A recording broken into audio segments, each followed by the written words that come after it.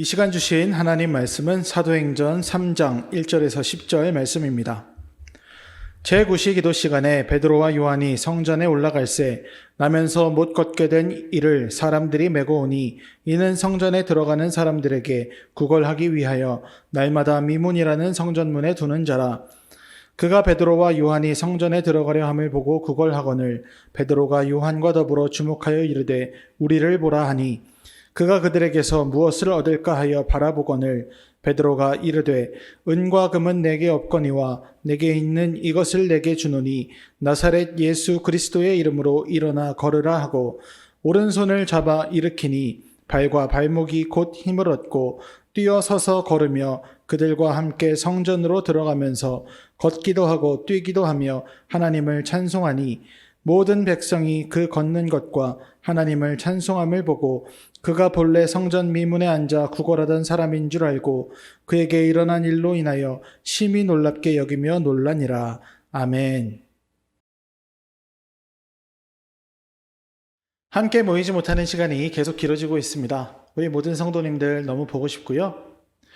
우리가 모이지 못해서 온라인으로 예배하고 있지만 온라인으로 예배하는 자리마다 하나님께서 함께 계시고 또 우리 각 가정에 필요한 은혜 주시기를 간절히 기도합니다.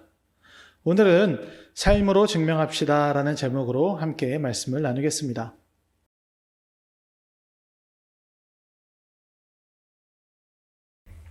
해가 쨍쨍 비치는 오후 3시였습니다. 베드로와 요한은 다른 날들과 같이 성전에서 기도하기 위해 기도 시간에 맞추어 성전에 올라가고 있었습니다.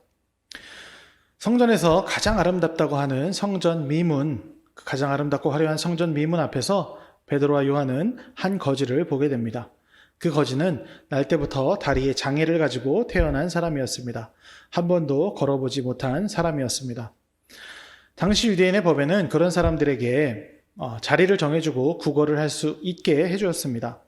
그 중에 성전 미문에서 구걸하게 된 이 거지는 다른 사람들보다는 조금 더 좋은 자리에 있었던 사람입니다. 그의 나이는 40살이었다고 합니다. 당시의 평균 수명은 25살에서 35살쯤이었습니다. 유아 사망률이 높았고 또 여러 가지 전쟁들 같은 것들이 많았기 때문인데요. 40살이라고 하는 것은 당시의 평균 수명으로 보면 꽤 나이가 많은 축에 속합니다. 화려한 성전 문 앞에서 작은 그릇을 하나 두고 웅크린 채 또 엎드려 있는 그 사람, 또 구걸하고 있는 그 사람을 보면서 베드로는 무슨 생각을 했을까요? 하루하루 살기 위해 누군가 그릇에 동전을 던져주기를 기대하는 그 거린의 삶은 예수님을 만나기 전 베드로의 삶과 닮아 있습니다. 베드로도 물고기를 많이 잡고 싶어하는 사람이었습니다. 거지에게 더 많은 돈을 구걸하는 것이 소망인 것처럼 베드로에게는 더 많은 고기를 잡는 것이 소망이었을 것입니다. 그렇게 돈을 구걸하고 물고기를 많이 잡아서 더 많은 물질을 모아야 행복해질 것이다. 이런 생각을 했을 것이기 때문입니다. 하지만 그 일은 쉽지 않았죠. 거지가 구걸을 해서 부자가 되기 어려운 것처럼 또 베드로도 날마다 열심히 노력하고 그물을 손질하고 나아가서 물고기를 잡으려고 했지만 허탕치는 날들이 많이 있었습니다. 그 날 중에 어떤 한 날 그렇게 허탕을 치고 나서 예수님을 만난 것이 베드로이죠. 웅크리고 있는 거린이 웅크리고 엎드려서 또 구걸하고 있는 그 거린이 빈 그릇을 보며 멍하니 있는 것처럼 또 베드로도 빈 그물을 들고 또 멍하니 갈릴리 호수를 바라보는 그런 날들이 많이 있었을 것입니다. 우리의 삶도 이들의 삶과 같습니다. 거린이 성전을 출입하는 사람들에게 작은 물질을 구하며 또 베드로가 행복을 위해 더 많은 물고기를 잡기 바랐던 것처럼 우리도 우리가 행복하기 위해서 필요한 무언가를 하나님께 구하고 있습니다. 어떤 사람은 돈, 어떤 사람은 권력, 어떤 사람은 명예, 어떤 사람은 사업이 잘 되기를 바라기도 하고 또 좋은 짝을 원하기도 합니다. 좋은 학교에 들어가기를 바라기도 하죠. 어떤 사람은 자녀들이 잘 되는 것이 이제 모든 소망이기도 합니다. 그렇게 우리는 모두 하나님께 무언가를 열심히 구하며 살아가고 있습니다. 그런데 우리가 구한 그 무언가가 우리에게 꼭 필요한 것일까요? 거지가 간절히 어떤 동전을 바랐던 것처럼 베드로가 또 간절히 더 많은 물고기를 원했던 것처럼 우리가 바라는 그 무엇, 그것이 우리 삶의 행복을 주는 그런 가장 중요한 것일 수 있을까요?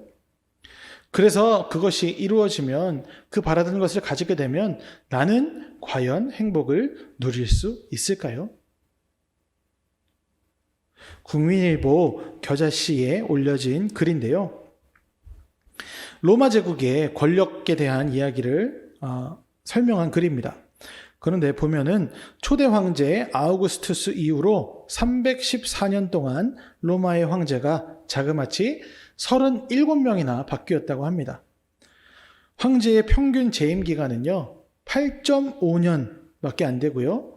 30년에서 40년 동안 장기 집권을 한 사람도 있지만 대부분 1년도 채우지 못하고 죽은 사람들이 많았다고 합니다.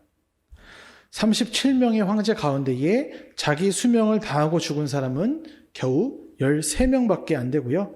나머지 24명은 암살당하거나 자살로 불행한 최후를 마쳤습니다. 어떤 왕은 부하의 잘못을 몹시 책망했다가 기도하고 있을 때 그 부하가 찌른 칼에 맞아서 죽기도 했고요. 어떤 황제는 로마로 즉위식을 하러 가다가 가는 길에 죽기도 했다고 합니다.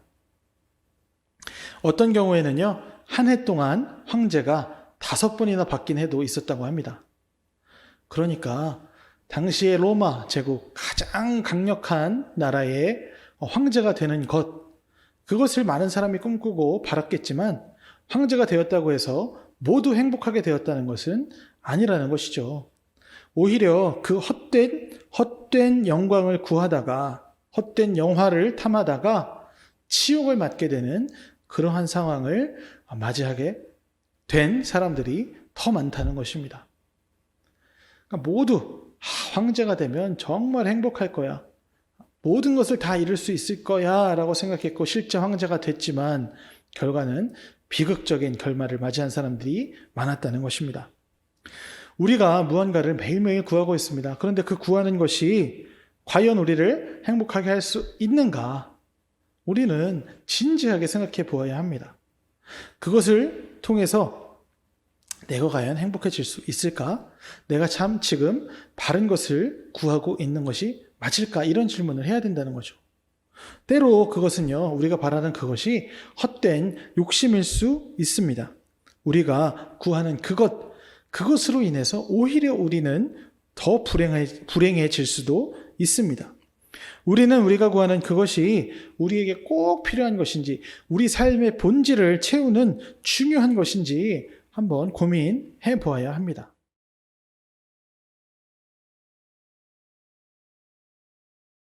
베드로는 구걸하는 그 사람을 불쌍히 여겼을 것입니다.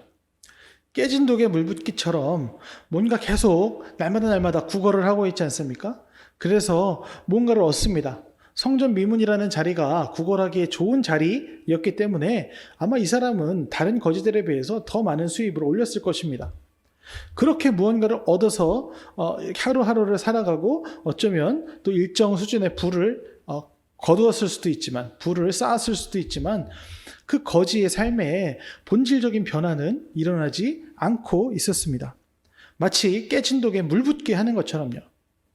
오늘 돈을 좀 더 벌면 뭐합니까? 다음날 와서 또 똑같은 자리에서 구걸하는 것이죠. 동정을 구하며 자비를 구하며 또 행운을 바라는 그런 삶을 반복해서 살아가는 것이죠. 삶에 뭔가 다른 비전이나 새로운 변화가 있을 수 있었을까요? 아마 그런 꿈을 꾸기는 어려웠을 것 같습니다. 나이가 이미 많이 있었고요. 그 생활에 익숙해져 있었고 또 그것으로 그러한 삶을 통해서 같이 살아가는 어떤 시스템들이 그의 삶에 갖추어져 있었을 것이기 때문에 그냥 그렇게 죽을 때까지 매일매일 와서 구걸하는 삶을 사는 것이죠. 깨진 독에 물 붓기. 그렇죠? 아무리 해도 같은 일이 반복되는 그런 삶. 제자리에 있는 것 같은 그런 삶을 사는 거린. 그의 모습을 보면서 베드로도 그런 생각을 했을 것 같아요. 나도 매일매일 그 사람도 물고기를 잡고 뭔가를 많이 이루었다 그래서 삶이 막 나아가거나 변화되거나 하지 못하고 또 허탕치는 날들도 있고요. 베드로는요, 그래서 그 거린에게 본질적인 도움을 주기로 결심을 합니다. 베드로는요, 그 거린에게 다가갑니다. 그리고 이렇게 말합니다. 본문 6절 말씀인데요.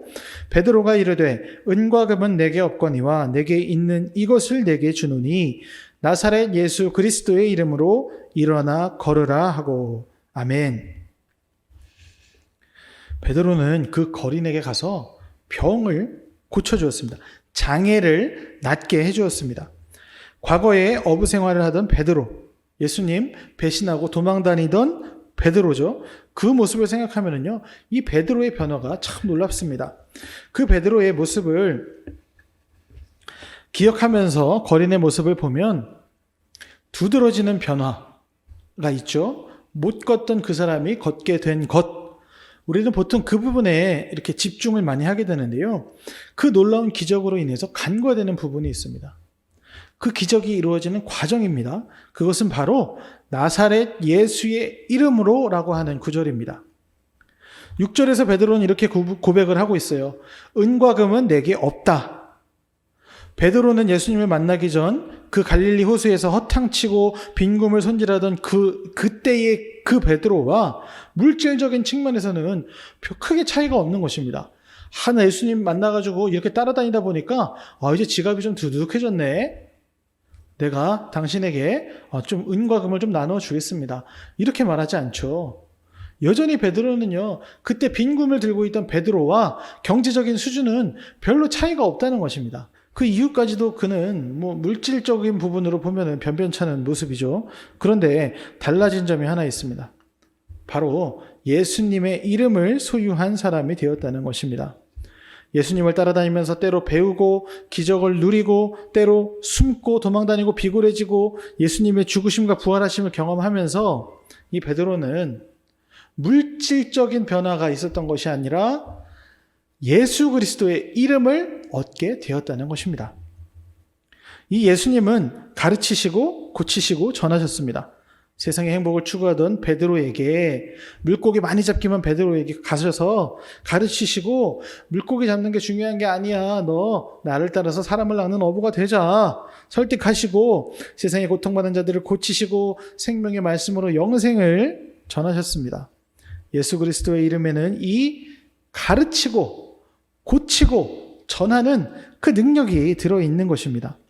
베드로는 바로 이 예수님과 함께하면서 가르치고 전하고 고치는 이 힘을 얻게 된 것입니다. 그리고 그 예수님의 이름을 얻은 뒤에 이 베드로의 삶에 능력이 나타났습니다. 물질은 여전히 없지만 능력이 생겨난 것입니다. 이 베드로의 삶이에요. 사도행전 4장 13절을 보면은요, 이런 말씀이 있습니다. 그들이 베드로와 요한이 담대하게 말함을 보고 그들을 본래 학문 없는 범인으로 알았다가 이상히 여기며 또 전에 예수와 함께 있던 줄도 알고. 공회에서 담대하게 복음을 전하는 모습을 보면서 놀란 사람들의 반응인데요. 학문 없는 범인이다 라고 하는 말은 한마디로 무식하다는 것입니다. 당시 유대인 사회에서는 구약 성경에 대한 지식이 없는 사람들을 학문이 없다, 무식하다라고 이야기를 했습니다. 그리고 대다수의 사람들은 성경 지식이 없었습니다. 어부였던 베드로도 마찬가지였습니다. 그러나 배움의 기회가 없는 무식했던 그들이 예수님의 가르침을 듣고 변화된 것입니다. 가르침을 받으면서 이제는 그 가르침을 통해서 학문이 있는 사람으로 변화된 것이죠. 그 가르침을 통해서 발전한 것이죠. 성장한 것이죠. 또 회복된 것이죠. 복음을 알게 됐고 이제는 어떻게 해요? 그것을 통해서 가르침 받았고 또 회복되었고 또 복음을 전해받게 된 그것을 똑같이 가서 가르치고 전하고 고치는 그런 사역을 이제는 하게 된 것입니다. 베드로가요. 그래서 베드로는 바로 그 예수님의 이름을 이 거린에게 전한 것입니다. 예수 그리스도의 이름이 능력을 발휘하여서 금보다 은보다 더 놀라운 선물을 이 거린의 삶에 준 것입니다. 거린은 자기가 걷고 뛰고 하나님을 찬양하게 될 거라고 생각도 못했겠죠. 그 앞에 엎드려 있으면서 성전에 기도하러 가는 그 화려한 모습의 사람들을 보면서 하나님 왜 나에게는 이런 은혜를 주시지 않습니까? 이런 질문들이 있었을 텐데 금과 은을 바라던 그에게 하나님이 그 놀라운 은혜를 주신 것입니다. 그래서 그가 구하지도 않았고 감히 바라지도 못했던 것이 예수님의 이름을 통해서 그 거린의 삶에 이루어지게 된 것이죠. 그의 삶의 가장 중요한 부분, 또 가장 깊은 상처, 가장 변하지 않을 것 같은 그 고질적인 장애의 회복이 일어난 것입니다. 그러니까 이것이 바로 예수 그리스도, 예수님 이름의 능력인 것입니다. 그 능력을 하나님께서 우리에게 주셨다는 것이죠. 우리가 구하는 어떤 것들, 그 여러 가지 헛된 것들 말고 우리가 구한 것은 그런 것들을 많이 구했지만 예수님께서는 우리에게 오셔서 우리에게 그 놀라운 능력의 이름을 우리의 삶에 이미 주셨다는 것입니다. 그래서 우리가 이 능력의 힘으로 살아가고 있습니다. 제가 고등학교 졸업하고 이제 대학에 들어가면서 놀란 것이 있습니다. 아무도 이렇게 살아야 돼, 저렇게 살아야 돼 하는 사람이 없는 것입니다. 고등학교 때는 시간마다 통제받고 출석 부르고 그 자리를 꼭 지켜야 되는데 대학생이 되니까 마음대로 가도 아무도 뭐라고 하는 사람이 없는 거예요. 다만 성적으로 책임을 지게 되는 것이죠. 아무도 이렇게 살아라, 저렇게 살아라. 교수님들이 너 이렇게 살면 안 돼, 저렇게 살아야 돼 이러시지 않더라는 거예요. 초, 중, 고등학교 다니면서 바른 생활, 도덕, 윤리, 사회 그런 걸 배우면서 사람이 이렇게 살아야지 뭐 이런 부분들 그 배운 것까지가 끝입니다. 우리 삶에 얼마나 많은 갈림길이 있습니까? 또 유혹들이 있습니까? 얼마나 많은 또 잘못된 가르침들이 있습니까? 그런데 그 길에서 우리에게 이렇게 가야 돼, 저렇게 가야 돼 알려주는 사람이 하나도 없다는 거예요. 그래서 그 어린 시절에 배운 학창시절 고등학교까지 시절 동안 배운 그것으로 대응한다고 하면 너무 빈약한 것입니다. 그러니까 그 빈약한 어떤 의식을 가지고 살아가는 사람들 중에 얼마나 불법을 저지르고 하는 사람들이 많습니까? 그런데 딱 성인이 된 후에는 이렇게 살아라 저렇게 살아라 하는 사람이 이제 없다고 말씀드렸죠? 딱 한 군데 있어요. 어디요? 교회입니다. 교회. 교회에서는요, 귀에 딱지가 않도록 그런 얘기를 듣죠. 하나님 이렇게 살라고 하셨습니다. 저렇게 살라고 하셨습니다. 시어머니 미워하면 안 됩니다. 며느리 괴롭히면 안 됩니다. 옆에 성도 미워하면 안 됩니다. 가난한 사람 무시하면 안 됩니다. 착하게 사세요. 베풀고 사세요. 용서하며 사세요. 우리 정말 귀에 딱지가 않도록 이런 이야기들 듣지 않습니까? 그렇죠. 세상에 다 그런 얘기 해주는 사람 없고 그렇게 가도록 막 이렇게 간절히 바라는 사람 진짜 없는데 어떻게 해요? 교회에서 하나님 말씀을 통해서 우리가 계속해서 배운다는 거죠. 제가 이거를요 20대 어느 시점에 깨닫게 됐어요. 그렇구나. 우리의 길을 막 이렇게 가라고 해주는 사람이 아무도 없구나. 막막하다 이런 생각과 함께 한편으로 든 생각이 하나님은 우리에게 늘 말씀하시지. 너 그렇게 살면 안 돼. 이렇게 살아야 된다. 저렇게 살아야 된다. 용서해야 된다. 원수를 사랑해야 된다. 온유하게 해야 된다. 절제해야 된다. 인내해야 된다. 끊임없이 우리에게 어떻게 살아야 되는지를 가르쳐주고 계시지 않습니까? 그렇죠. 그것이 얼마나 이 캄캄한 세상을 살아가는데 우리에게 큰 빛이 됩니까? 그거를 우리가 알아야 된다는 것이죠. 그래서 그것을 통해서 우리 삶이요 더 무너지지 않고 조금 더 바른 길로 갈 수 있게 되는 것입니다. 2달쯤 전에 저에게 있었던 일이에요. 어느 주일이었는데 한신대에서 예배를 마치고 이제 스타렉스를 끌고 이제 교회로 오고 있었습니다. 근데 그 한신대에서 오는 거리가 짧지 않습니까? 한 5분이면 오는데 그 길에 이제 화계역 앞쯤에 이제 갔을 때인데요. 오는 길에 그 2차로에 차가 이제 서 있는 거예요. 제 앞에 차가 그냥 서 있는 거죠. 정차하고 있는 거죠. 제가 그쪽으로 가다가 이 차가 서 있구나. 좌회전 깜빡이를 켜고 일로 들어가야지 했는데 이 왼쪽 차선에는 차가 쭉 다 서 있었습니다. 기다리고 있었어요. 앞에 신호등을 기다리고 있는 차들이 다 서 있었어요. 근데 어떤 차가 제 뒤에 오더니 한 10초 됐을까요? 막 빵빵거리는 거예요. 빨리 가라고. 근데 저 앞에는 차가 그냥 정차를 해놓은 차가 있는데 어떻게 갑니까? 저도 이제 깜빡이 켜고 일로 이제 비켜서 가려고 하는 참이었는데요. 근데 이 뒤에 아저씨가 엄청 성질이 급한 아저씨였던 거예요. 막 빵빵빵빵 빨리 가라고 막 빵빵 하는데 뭐 어떻게 해요. 기다리고 있었어요. 그 빵빵빵빵 하다가 이제 왼쪽이 신호등이 바뀌고 차들이 쭉 가니까 차선을 싹 바뀌어서 옆으로 가면서 이제 봤죠. 제 스타렉스 앞에 차가 서 있다는 걸 봤죠. 근데도 이제 이 아저씨는 화가 안 풀린 거예요. 의문은 풀렸겠지만 화가 안 풀려가지고 저한테 옆으로 지나가면서 이러는 거예요. 아, 깜빡이를 켜던가! 소리를 버럭 지르면서 야, 깜빡이를 켜던가! 이러면서 소리를 빡 지르고 갔어요. 제가 그 순간에 뭐 억울하기도 하죠. 또 화도 나죠. 그러면서도 한편 든 생각이 오늘 주일에 예배를 통해서 받은 은혜를 이 마귀가 뺏어가려고 하는구나. 그 아저씨가 마귀라는 게 아니라 마귀가 이게 뭔가 계략을 지금 꾸미고 있구나 이런 생각이 탁 드는 겁니다. 그래서 내가 이 마귀의 꼬임에 넘어가지 말아야지 이런 생각을 하는데요. 또 희한하게요. 이 차가 그렇게 빡 소리를 지르고 쌩 갔는데 신호등에 걸려서 저 앞에 서 있는 거예요. 저는 우회전을 해야 되니까 가다 보면은 이 옆자리에 서게 되는 거예요. 어떻게 싸우기 딱 좋잖아요. 이 자리가요. 그 자리 탁 이렇게 만나게 되는데 저는 이제 마음을 벌써 그렇게 먹은 거죠. 갔더니 이제 이 아저씨도 싸울 준비를 하고 있는 거예요. 그 옆에서 저를 보면서 이제 뭐라고 이제 막 자기 논리를 펼치려고 하는 것 같은 거예요. 그래서 저도 이제 아저씨한테 얘기했어요. 저희 억울함을 얘기했죠. 아저씨 앞에 차가 있었잖아요. 제가 한마디를 더 했습니다. 죄송합니다. 하나도 안 죄송했거든요. 저 진짜. 하나도 이렇게 죄송할 게 없고 억울하기만 했지만 내가 여기서 지금 신성북교회 스타렉스를 타고 있고 또 내가 목사고 내가 교회에서 받은 은혜가 있고 내가 그리스도인이기 때문에 그렇게 얘기해 준 거예요. 죄송합니다. 죄송합니다. 아저씨가 그렇게 뭐 깜빡이 키든지 뭐 했든지 저한테 그렇게 화냈던 그 부분들 죄송합니다. 이렇게 얘기를 했어요. 그러니까 아저씨 앞에 차가 서 있었잖아요. 죄송합니다. 그냥 그랬어요. 그랬더니 그 아저씨가요. 선글라스 낀 아저씨였거든요. 창문을 내리고서 싸우려고 준비하고 있었나 봐요. 갑자기 창문을 징 올리더라고요. 그래서 저도 그냥 내가 죄송합니다 했으니까 뭐 하고 앞에 보고 있었어요. 그랬더니 한 2, 3초 정도 지났을까요? 다시 창문이 쭉 내려와요. 그래서 창문 내려가는 소리를 듣고 이렇게 쳐다봤더니 그 아저씨가 아저씨 저도 죄송해요 이러더라고요. 그래서 저 덕담 해줬어요. 네 감사합니다. 좋은 하루 되세요.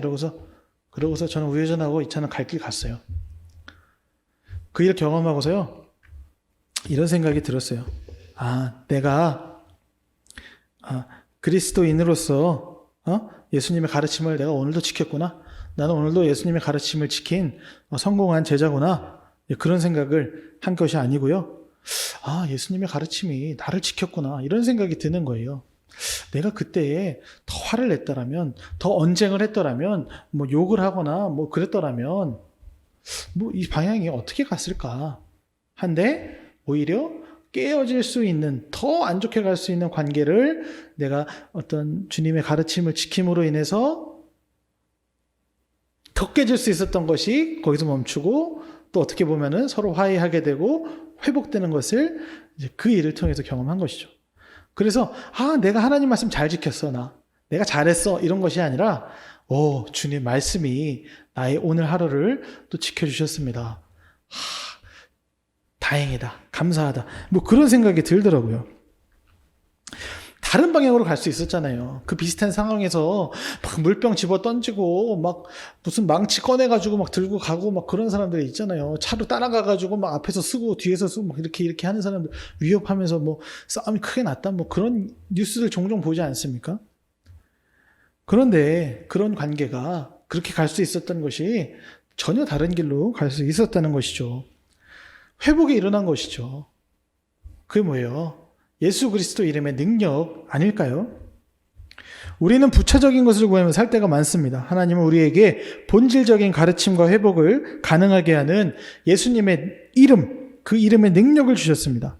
그래서 우리가 더 망가질 것이 회복되고 무너질 것이 세워짐을 경험하는 것입니다. 낙담할 때 있죠. 절망할 때 있죠. 하늘이 무너지는 것 같을 때가 있는데 예수님의 이름을 붙들고 있을 때 우리는 회복될 수 있다는 것입니다.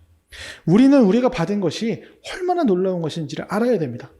우리가 헛된 것을 구하지만 예수님께서는 가장 중요한 것을 우리의 삶에 주셨습니다. 예수님의 이름입니다. 그 이름을 붙들고 나아갈 때 우리 삶은 계속해서 배워갈 수 있고 발전해 갈 수 있고 또 깨어진 관계들이 회복되며 넘치는 그 생명의 기쁨 가운데 우리가 살아갈 수 있는 것입니다. 그것이 본질적인 것이고 그 본질적인 것을 이미 우리 삶에 예수님께서는 주셨다는 것입니다. 우리는 그것을 경험하면서 살아가는 사람들이죠. 그래서 이제 중요한 것이 있습니다. 그러면 우리는 무엇을 하며 살아야 하는가?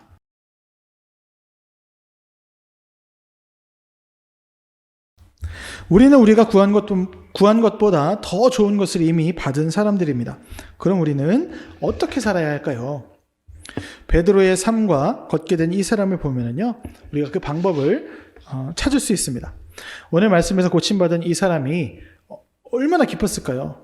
엄청나게 기뻐했겠죠. 걷고 뛰며 하나님을 찬송합니다.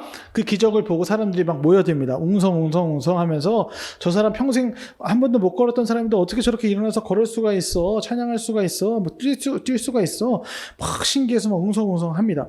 그리고 베드로와 요한을 보기 위해서 막 모여들고요. 베드로와 요한은 솔로몬 행각에서 설교를 통해서 예수님 그 복음을 이제 전합니다. 사도행전 3장 15절 16절 말씀인데 제가 읽어드리겠습니다. 생명의 주를 죽였도다. 그러나 하나님이 죽은 자 가운데서 그를 살리셨으니 우리가 이 일의 증인이라. 그 이름을 믿음으로 그 이름이 너희가 보고 아는 이 사람을 성하게 하였나니 예수로 말미암아 난 믿음이 너희 모든 사람 앞에서 이같이 완전히 낫게 하였느니라. 아멘.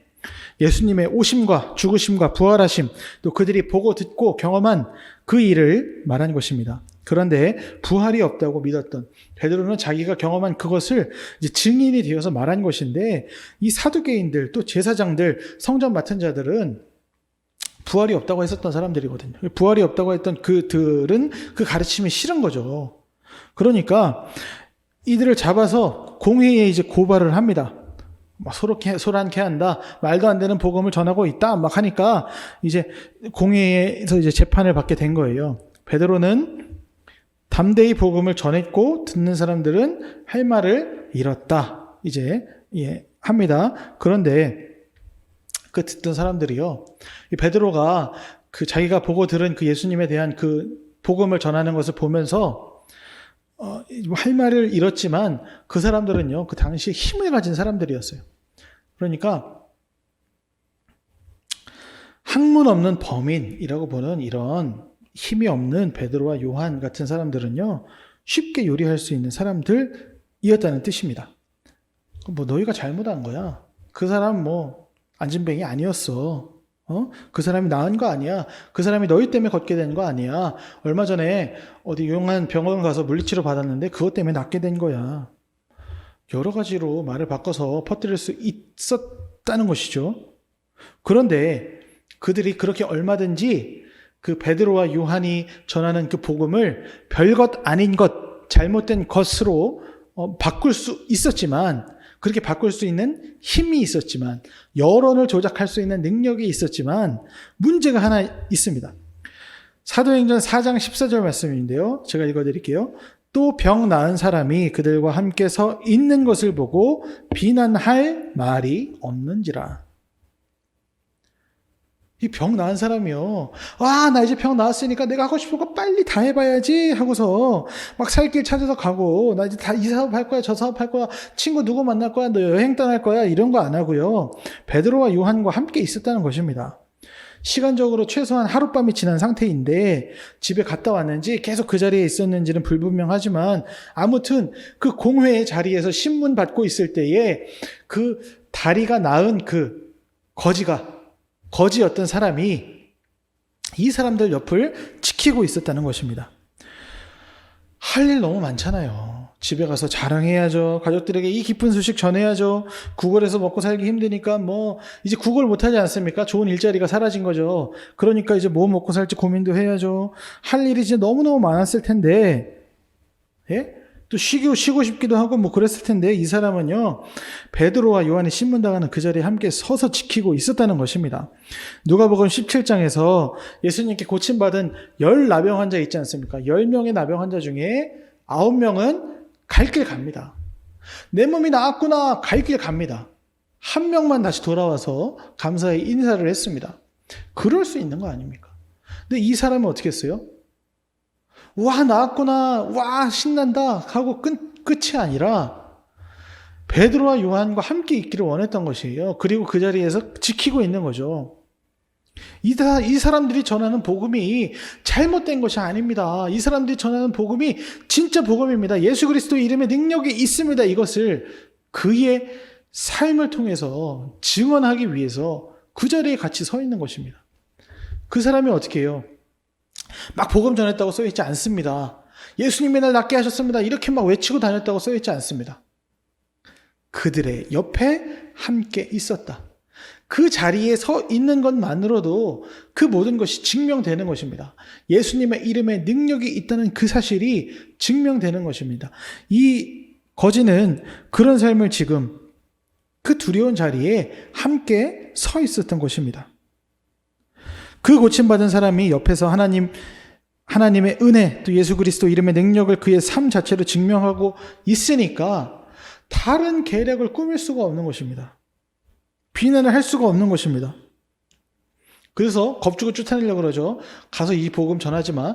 이 자리에서 증거가 딱 그 옆에 있기 때문에 어떻게 할 수는 없고 위협해서 쫓아보내려고 합니다. 너 다시는 가서 소란스럽게 하지 마. 그 말도 안 되는 복음 전하지 마라고 하는데 베드로가 이야기하죠. 하나님의 말씀을 듣는 것보다 너희 말을 듣는 게 더 옳으냐 하면서 사도행전 4장 20절 말씀에 우리는 보고 들은 것을 말하지 아니할 수 없다 하니, 우리는 보고 들은 것을 말할 것이다. 이 확실한 것을 왜 우리가 말을 못하느냐. 이 확실한 증거가 있는데 우리들이 바로 그 증인인데, 학문 없는 범인이었던 내가 이렇게 변화된 것이 바로 예수 그리스도 이름에 그 능력이 있다는 증거인데 내가 가서 얘기해야지 왜 얘기를 못하느냐. 이 거린이 낳은 것, 예수님의 이름으로 낳은 것, 이 사람이 바로 증거인데, 증인인데 이 증인이 왜 가서 증언을 하지 않고 가만히 있겠느냐 하는 이야기죠. 그래서 그 사람들이 어쩔 수 없이 공회에서 그냥 놓아주었다 하는 것이 그 이어지는 본문입니다. 이 모습에서 우리가 할 일이 무엇인지 알 수 있습니다. 어떻게 해요? 증언하는 것입니다. 증언. 우리가 할 일은 증언입니다. 증언. 무엇으로요? 우리의 삶으로 증언하는 것입니다. 우리 삶에 주신 은혜, 우리를 그리스도인으로 만드신 그 예수 그리스도 이름의 능력, 우리 삶에 날마다 우리에게 삶에 부어지는 그 은혜들, 우리가 경험하는 그것들을 증명하는 그것, 그 예수 그리스도의 이름을 통해 일어난 우리 삶의 기적들, 우리가 배운 그 가르침들, 회복들, 또 얻게 된 그 새로운 생명들을 증명하는 것, 증언하는 것, 우리의 삶으로 증언하는 그 일이 우리가 해야 될 일이라는 것이죠. 숭실대 김혜권 교수님이 그분의 책 사도행전에서 이런 말씀을 하셨습니다.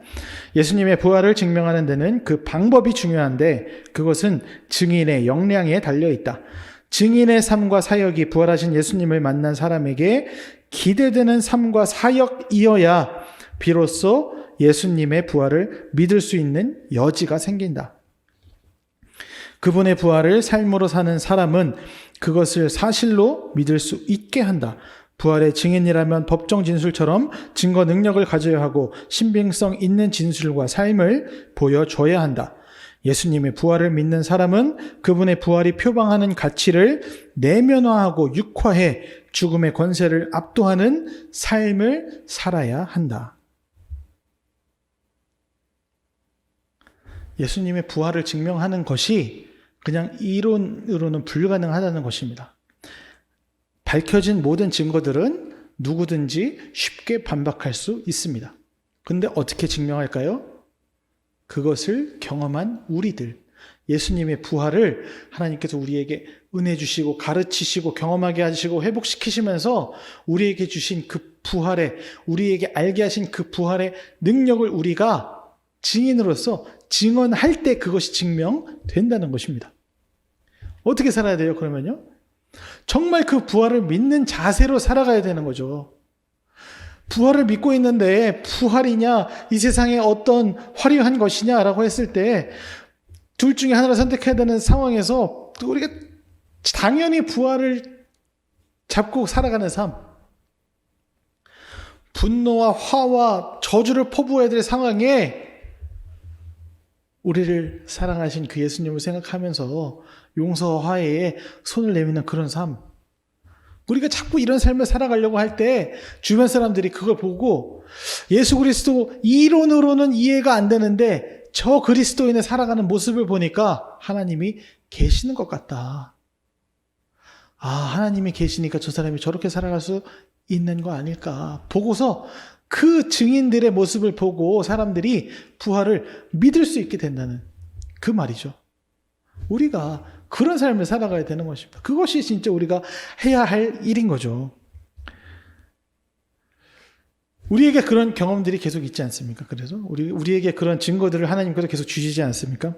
2주 전 주일인데요. 어떤 성도님이 헌금을 가지고 사무실에 오셨어요. 폐지 주우시면서 힘들게 생활하시는 분이고 삶의 사건, 사고가 계속 이어져서 되게 힘드실 것 같은 이제 그런 분이에요. 그런 어려운 형편 중에 이 무더위 가운데 이 폐지 주어서 이제 마련한 그 얻은 수입에 11조를 이제 하시겠다고 오신 거예요. 너무나 감당하기 어려운 그 무거운 11조 봉투였습니다. 근데 그때에 오셔가지고 이제 저랑 잠깐 이야기를 했어요. 날씨가 너무 더우니까 주제가 날씨였어요. 날씨 더운데 일하시느라고 너무 힘드시죠? 제가 이렇게 질문을 드렸더니 괜찮다는 거예요. 괜찮다고. 일하다 보면 하나님이 더위만 주시는 게 아니라 바람도 주신다는 거예요. 그래서 바람도 하나님이 바람도 주시는구나. 그래서 이렇게 더운데 나를 시원하게 해주시는구나. 이렇게 느끼신다는 거예요. 그 말을 들으면서요, 이런 생각을 했어요. 그때 기온이 35도 왔다 갔다 할 때라서 바람이 불면 열풍이 불던 때거든요. 근데 거기에서 시원함을 느끼려면 몸이 다 땀으로 젖어 있어야 됩니다. 그러니까 땡볕에 폐지 주고 이렇게 일하시면서 그 땀으로 온통 젖어 있는 그 상황에 이제 바람을 느끼면서 그 바람에서 하나님의 은혜를 경험한다는 그 고백인 거죠. 이게 뭘까요? 딱 두 가지입니다. 딱 두 가지. 첫 번째는 너무 더워서 더위를 드셨거나 또 한 가지는요, 하나님이 어떤 은혜를 주신 거죠. 우리는 알 수 없지만 하나님께서 그분에게 어떤 은혜를 주신 겁니다. 하나님 만나신 거죠. 하나님을 만나시고 다른 사람들이 보기엔 이해할 수 없는 어떤 경험들을 하신 거죠. 그 경험들을 통해서 하나님이 내 삶에 함께 계셔 뭔가 은혜를 주셔 하는 것을 고백하시는 것 아니겠습니까? 참 고단해 보이는 삶, 옆에서 봤을 때는 하나님 왜 이렇게 나의 삶은 고단합니까? 원망하실 수 있는 그런 삶일 것 같은데 어떻게 해요? 그 삶에 하나님께서 주신 어떤 것을 발견하며 감사합니다. 예? 감사하시며 살아가는 그 모습, 그게 증인의 삶 아니겠습니까? 양복 입고 어떤 자리에 가서 예수님 믿으세요, 예수님 계십니다 이렇게 소리 지르는 그것만이 증인이 아니라 우리의 삶에서 도저히 감사하기 어려울 것 같은데, 도저히 하나님의 은혜를 고백하기 어려울 것 같은 상황인데 그럼에도 하나님이 주시는 은혜를 발견하고 그것을 고백하며 살아가는 그 삶, 그것이 증인의 삶인 것이죠. 나의 삶에 주신 어떤 생명 또 회복의 길 가운데에 온전하게 살아가는 그러한 것, 하나님이 나에게 주신 은혜를 생각하면서 나에게 가르쳐 주신 것, 나에게 주신 은혜, 나에게 주신 그 회복의 것들을 잘 간직하고 또 그 하나 예수님의 이름에 부끄럽지 않은 모습으로 살기 위해 노력하는 그것이 바로 증인의 삶이고 증명하는 삶입니다. 그 삶을 통해서 예수님을 전하는 그것이 우리가 꼭 해야 될, 우리가 할 수 있는 가장 보람 있는 일이라는 것이죠. 우리가 그런 삶을 살아갈 때 우리 삶은요, 능력을 얻게 될 것입니다. 허무한 욕심을 쫓아서 헛된 것을 구하는 그런 삶을 살지 않을 것입니다. 그럼 어떻게 해요? 이미 우리에게 주신 예수 그리스도의 이름 가운데에 나날이 더 성장하는 삶, 나날이 더 회복되는 그런 삶, 하나님이 주신 그 부활의 놀라운 그 생명의 은혜 가운데 생명력 넘치는 그런 삶을 살게 될 것입니다. 또 그런 삶 가운데 우리는요, 진정한 삶의 보람을 느끼게 될 것입니다. 어려운 시기가 계속되고 있습니다. 우리가 바라는 것들, 여러 가지 이 세상에 그 것들을 바라고 있다면 이제 잠깐 내려놓고 우리에게 주신 그 예수 그리스도의 그 이름을 진지하게 묵상하는 우리들 되었으면 좋겠습니다. 예수 그리스도 이름 안에 있는 가르치시고 전하시고 고치시는 그 능력을 우리가 힘입어 살아갈 때에, 꼭 붙들고 살아갈 때에 우리 삶은 능력 있는 삶으로 변화될 것이고, 그러한 삶 가운데에 진정한 삶의 기쁨을 발견하게 될 것입니다. 어려운 중에도 예수 그리스도의 이름, 그 능력을 우리에게 주셨습니다. 그 능력으로 힘을 얻으시는 우리 모든 성도님들 되시기를 간절히 소망합니다. 우리 함께 기도 제목 나누고 기도하겠습니다. 첫 번째 기도 제목입니다. 바른 것을 구하게 하소서. 두 번째 기도 제목입니다. 우리에게 주신 예수님의 이름을 꼭 붙들게 하소서. 세 번째 기도 제목입니다. 삶으로 증명하게 하소서. 오늘 주신 말씀과 기도 제목, 그리고 개인 기도 제목으로 함께 기도하시겠습니다.